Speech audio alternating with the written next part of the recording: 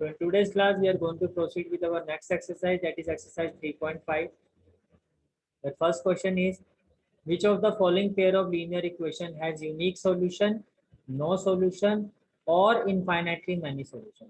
इस तरह का सेम क्वेश्चन हम पहले भी कर चुके हैं. In case there is a unique solution, find it by cross multiplication method. अब ये एक नया मेथड है जो आप इस एक्सरसाइज में सीखोगे. बट फर्स्ट ऑफ ऑल हमें ये देखना है कि कौन सी इक्वेशन जो है out of this 4 cases which case have unique solution. Unique solution की कंडीशन हमें पता है क्या होती है. मैं एक बार आपको रिवीजन करवा देता हूँ.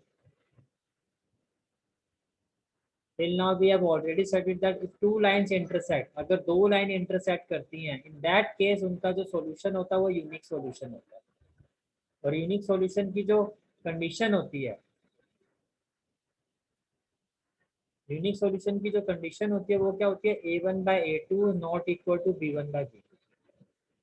अगर दो लाइन इंटरसेक्ट करती हैं तो यूनिक सॉल्यूशन होता है और उसकी कंडीशन क्या होती है, a1/a2 not equal to b1/b2. On the other end अगर if two lines are parallel, then this is a case of no solution. और जो उसकी कंडीशन होती है, and if two lines coincide means one line and it is coincide with other line, means line के ऊपर line. Such lines are called as coincide. अगर दो line coincides होती हैं तो इसका जो सॉल्यूशन होता है वो कैसा होता है, इनफाइनाइट सॉल्यूशन होता है. तो ऐसे केसेस में जो सॉल्यूशन होता है वो कैसा होता है, इनफाइनाइट सॉल्यूशन होता है. और इनफाइनाइट सॉल्यूशन की जो कंडीशन होती है वो क्या होती है, a1/a2 equal to b1/b2 equal to c1/c2. Okay. Now first part is x minus 3y minus 3 equal to 0 and 3x minus 9y minus 2 equal to 0. These are the two equations in part 1. So these are the two equations. First of all, we have to check out whether the given equations are unique, whether the given equation will have unique solution, no solution or infinitely many solutions. वो हम कैसे check करेंगे, on the basis of these three conditions. Now in this case you can see that what is a1. A1 is coefficient of x variable of first equation. This is the first equation, this is the second equation, and a2 is 3. What is b1? Coefficient of y variable in first equation, that is -3. And what is b2? Coefficient of y variable in equation 2, that is -9. What is c1?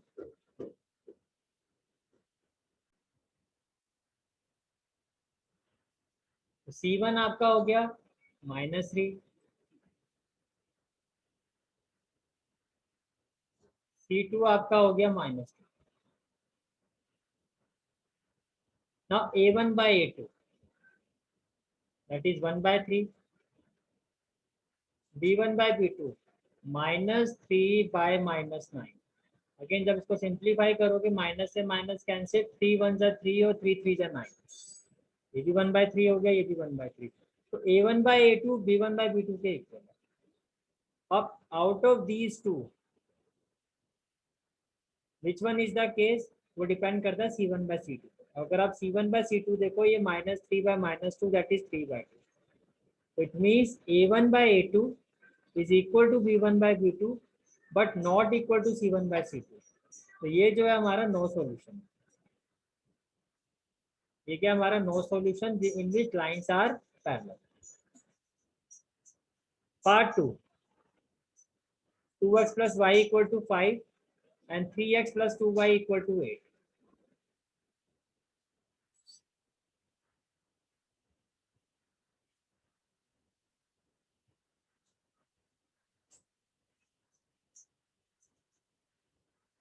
Two x plus y equal to 5, that is 2x plus y minus 5 equal to 0.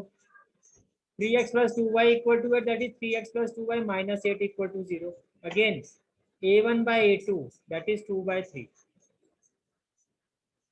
b1 by b2 that is 1/2। अब आप देख सकते हो जो a1 by a2 है वो b1 by b2 के equal नहीं है। It means it is a unique solution. It means what, lines are intersecting and have unique solution. और मैं आपको पहले भी बता चुका हूँ, यूनिक सॉल्यूशन के केस में ही हम एक्स और वाई की जो वैल्यू है वो सब्स्टिट्यूशन, एलिमिनेशन या क्रॉस मल्टीप्लिकेशन मेथड से फाइंड कर सकते हैं। सिर्फ ग्राफिकल रिप्रेजेंटेशन से जो बाकी के केसेस को हम सॉल्व कर सकते हैं।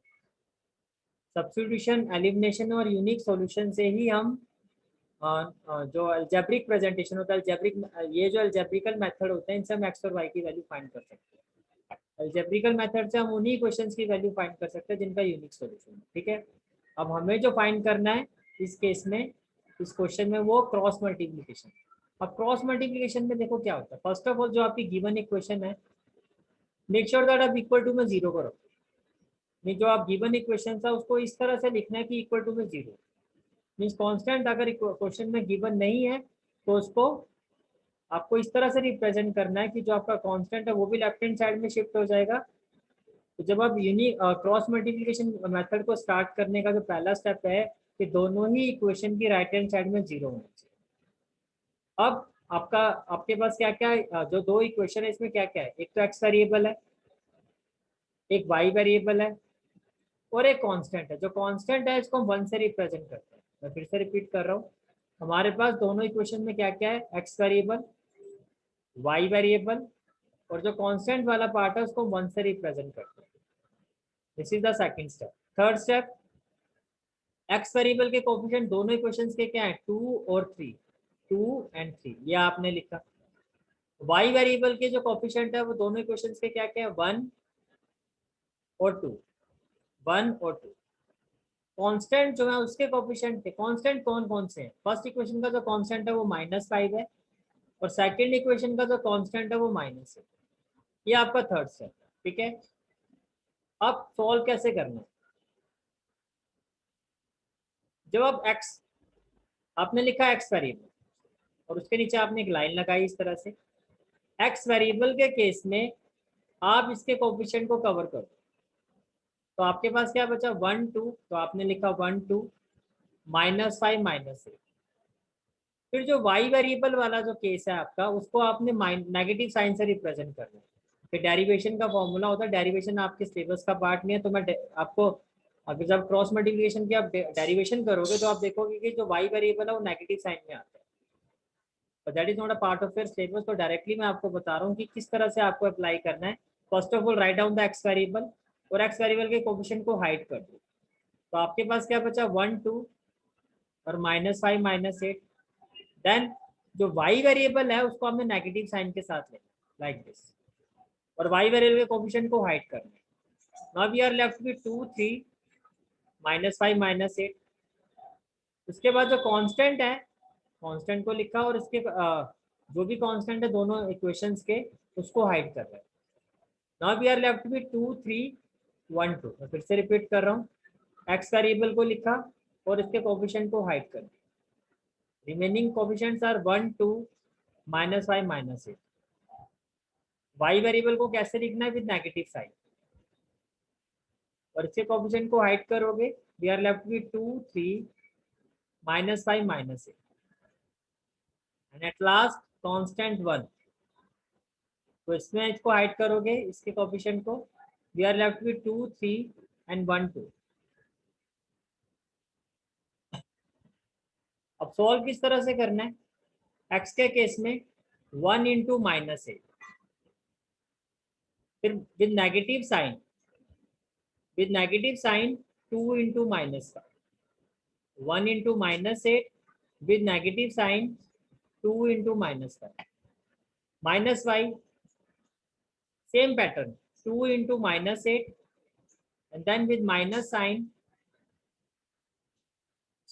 3 into -5, constant 1, 2 into 2 with minus sign, 3 into 1. Then what we will have, 1 into -8, that is -8, minus minus plus 10, minus y. 2 into minus 8 minus 16 minus minus plus 15 equal to 1. 2 to the 4 minus 3.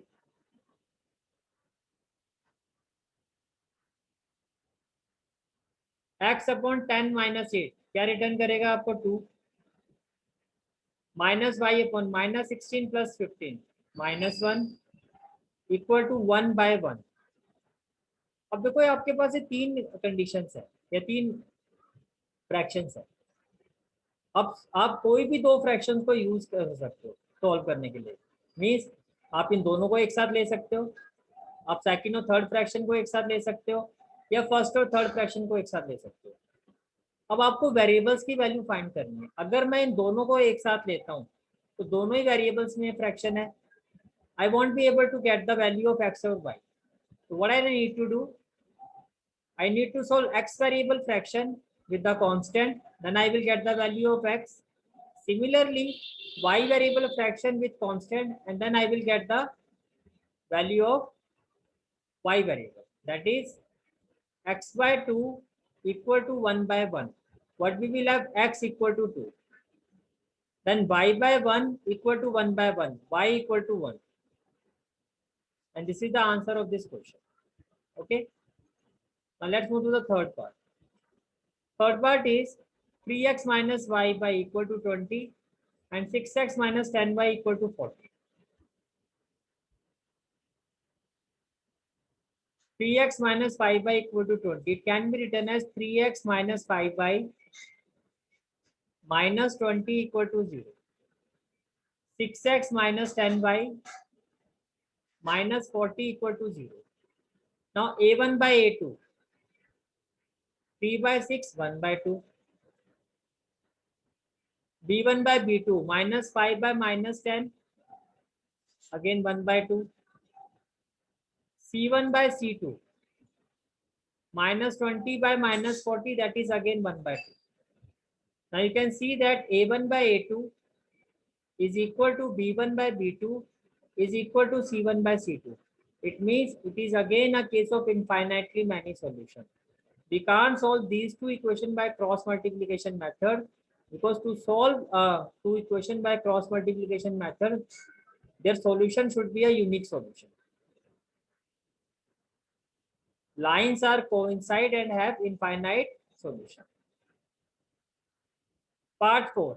X minus 3y minus 7 equal to 0 and 3x minus 3y minus 15 equal to 0.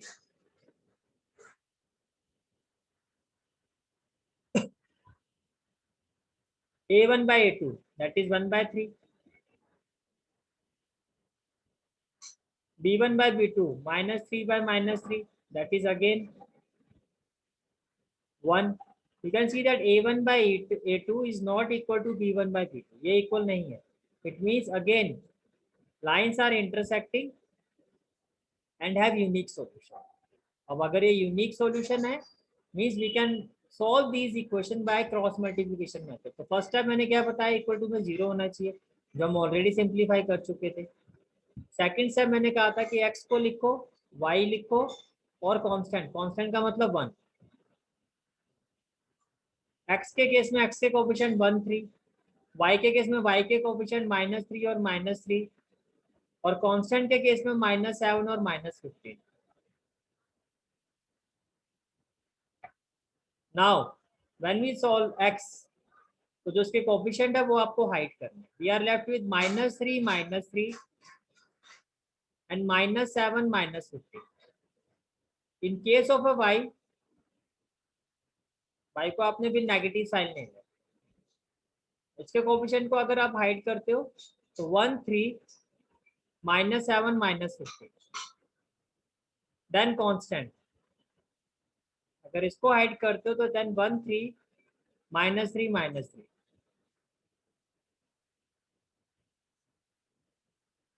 Now -3 into -15, that is 45 with minus sign, minus minus plus, plus minus minus. 7 3 are 21.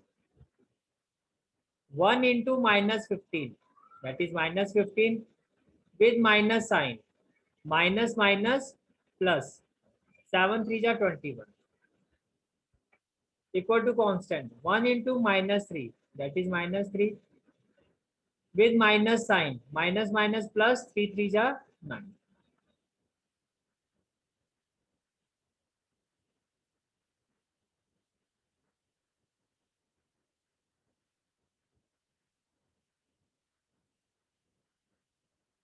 Now x upon 45 minus 21 that is 24 minus y upon minus 15 plus 21 that is minus 15 plus 21 plus का बड़ा है तो 21 minus 15 that is 6 9 minus 3 that is 6.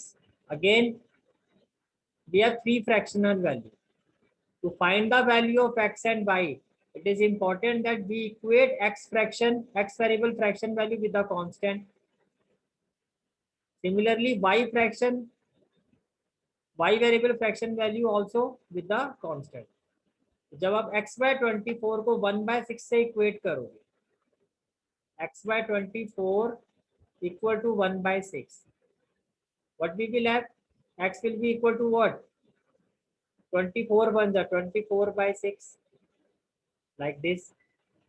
जब मैं -5/6 को 1/6 से equate करूंगा तो it will be -y equal to 6 1 जा 6 डिवाइडेड बाय 6. तो ये कैंसिल होके क्या आ जाएगा 1. ठीक है, आप चाहो तो पहले ये स्टेप लिख सकते हो और फिर ये.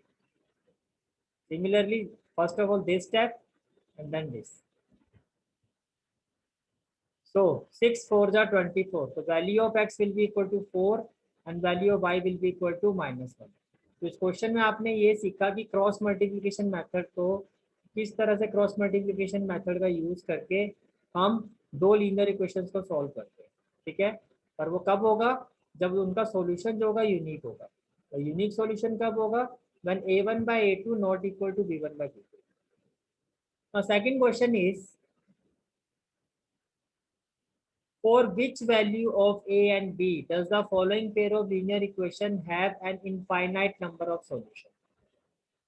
कि a और b की क्या वैल्यू होंगी जिनको पुट करके ये जो दो लीनियर इक्वेशन है इनका जो सॉल्यूशन है वो इनफाइनाइट होगा. और इनफाइनाइट कब होता है?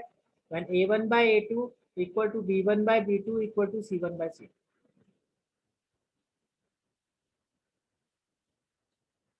These are the two linear equations which have been given in the question. According to the question, as they have infinite solution, so a1 by a2 should be equal to b1 by b2 and should be equal to c1 by c2. That is 2 by a minus b will be equal to 3 by a plus b and will be equal to -7 by -3a minus b plus 2. Now we have to find the value of a and b. तो a and b देखो, a and b दो variable है. दो variable को solve करने के लिए आपको दो इक्वेशन चाहिए. अब वो इक्वेशन आप जैसे मर्जी बना सकते हो. जैसे कि हमने क्या किया, first of all we equate these two equation, these two fraction like 2 by a minus b equal to 3 by a plus b. तो यहाँ से आपको फर्स्ट इक्वेशन मिल जाए. और सेकंड इक्वेशन के लिए हमने क्या किया, सेकंड फ्रैक्शन को थर्ड फ्रैक्शन से इक्वेट कर दिया. That is 3 by a plus b equal to -7 by -3a minus b plus 2.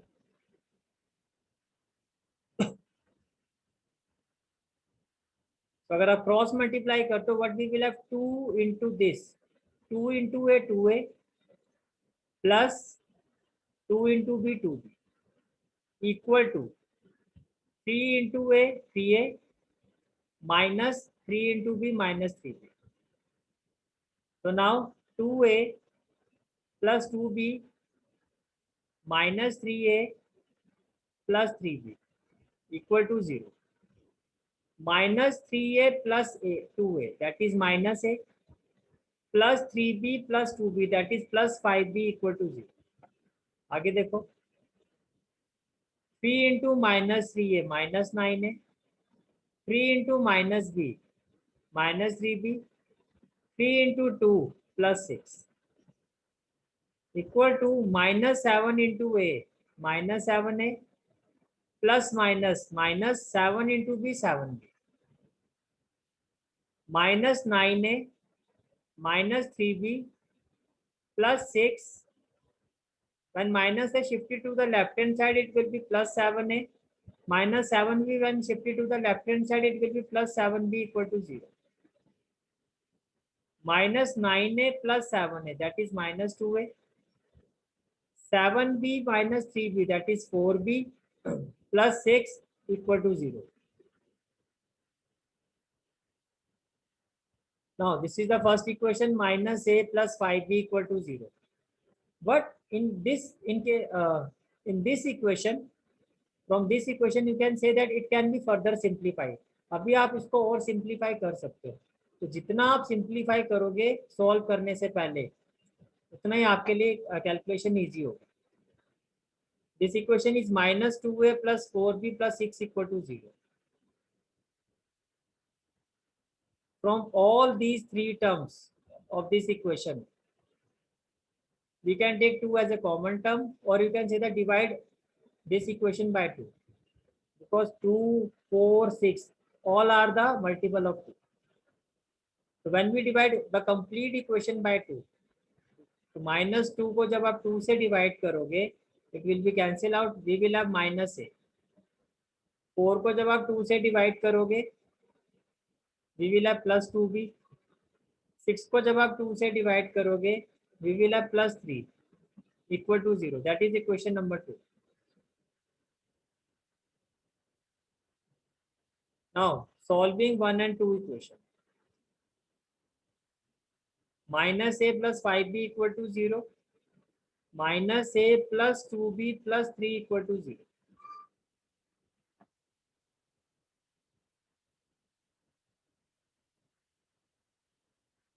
Coefficient of a are same, but both a have same sign. तो ये कैंसिल तब होंगे जब अपोजिट साइन होगा, और साइन को जब हम चेंज करते हैं तो सेकंड इक्वेशन की सभी टर्म्स का साइन चेंज होता है. ये माइनस है तो प्लस हो जाएगा, प्लस है तो माइनस, प्लस है तो माइनस. माइनस है plus A will be cancel out, 5b minus 2b that is 3b minus 3 equal to 0.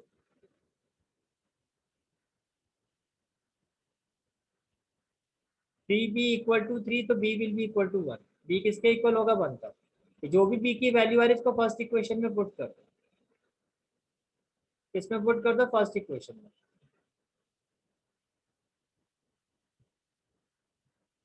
-a plus 5, b की जगह क्या आ गया? 1 equal to 0.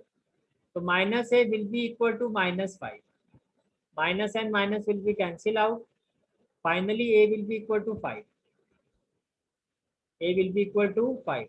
So a will be equal to 5 and b will be equal to 1.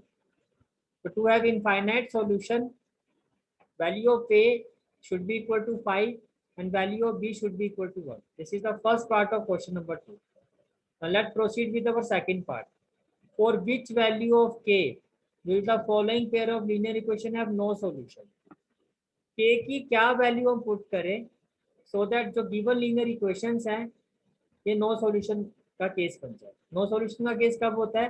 When a1 by a2 equal to b1 by b2 but not equal to c1 by c2. तो इसी condition के साथ हम इस question को approach करेंगे.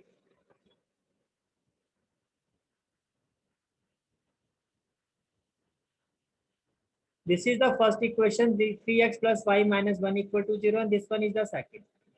According to the question, as these two linear equations have no solution, it means a1 by a2 equal to b1 by b2 but not equal to c1 by c2. a1 by a2 that is 3 by 2k minus 1. b1 by b2 y का coefficient क्या है? 1. 1 by k minus 1. c1 by c2 का -1 upon -2k minus 1. As I told you in the previous part, to find the value, we need to equate any two fractions. 3 by 2k minus 1 equal to 1 by k minus 1, or 1 by k minus 1 not equal to -1 by -2k minus 1. अब यहाँ से आपको ये पता चलेगा कि k की क्या वैल्यू होनी चाहिए टू हैव नो सॉल्यूशन और क्या नहीं होनी चाहिए.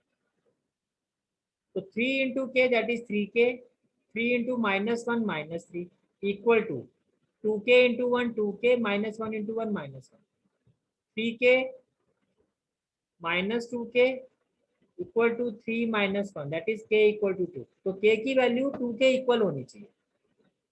1 by k minus 1 not equal to -1 by minus 2k minus 1. 1 into minus 2k minus 2k. 1 into minus 1 minus 1 not equal to -1 into k minus k. -1 minus 1 that is +1.